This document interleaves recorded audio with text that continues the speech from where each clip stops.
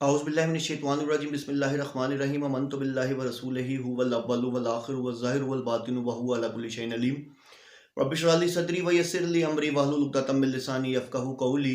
معزز ناظرین، بھائیوں بہنوں بزرگوں، السلام علیکم۔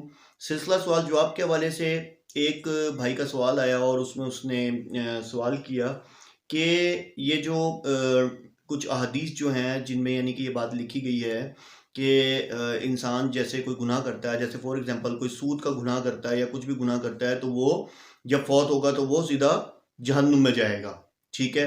تو کیا قیامت سے پہلے جو انسان ہوگا وہ جہنم میں چلا جائے گا؟ دیکھیں، پہلی بات تو آپ اس بات کو سمجھیں کہ اگر اللہ عز و جل نے فیصلہ قیامت والے دن ہی کرنا ہے، روز محشر والے دن کرنا ہے، تو پھر جنت اور جہنم پہلے کیسے بنا لی؟ اگر بنا لی ہے تو پھر پہلے بھیج دیں گے تو پھر اس دن فیصلہ کیسے؟ تو یہ ایک سوال ذہن میں آتا ہے، ٹھیک ہے؟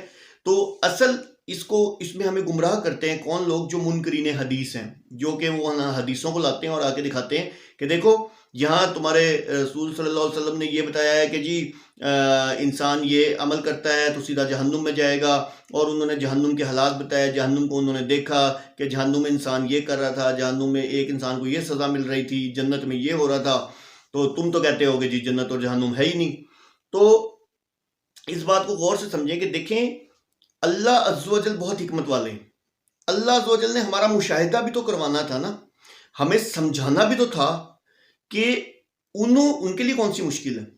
انہوں نے اللہ کے رسول، دیکھیں بات یہاں کاٹ رہا ہوں کہ اللہ تعالیٰ قرآن پاک میں فرماتے ہیں تمہارے حساب سے میرے یہاں کا ایک دن جو ہے 1000 سال کے برابر ہے۔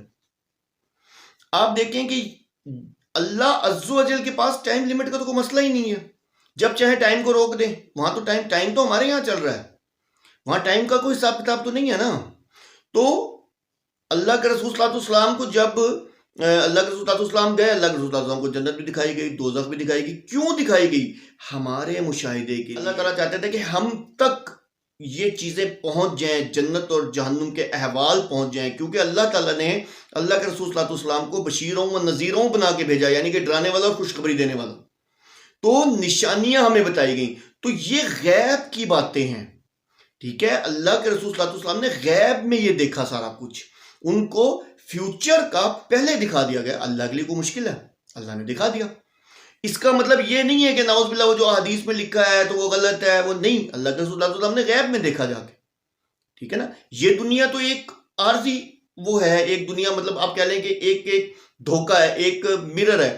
شیشے میں آپ کھڑے ہیں ادھر، دوسری طرف کون ہے؟ کیا آپ واقعی میں موجود ہیں؟ نہیں ہے نا، دوسری طرف آپ کی کیا ہے؟ شبیہ ہے۔ تو توڑیں گے شیشہ تو اس طرف سے کوئی بھی نہیں ہے۔ اسی طرح یہ دنیا جو ہے ایک رخ ہے۔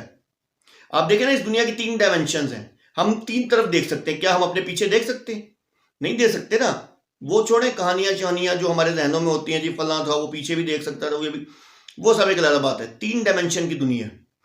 اس کا مطلب کہ ایک جو سائیڈ ہے وہ ہماری سوچ سے بہت پرے ہے، جس کا کوئی حساب کتاب نہیں ہے، ٹھیک ہے؟ اس کے بارے میں ہم سوچ ہی نہیں سکتے۔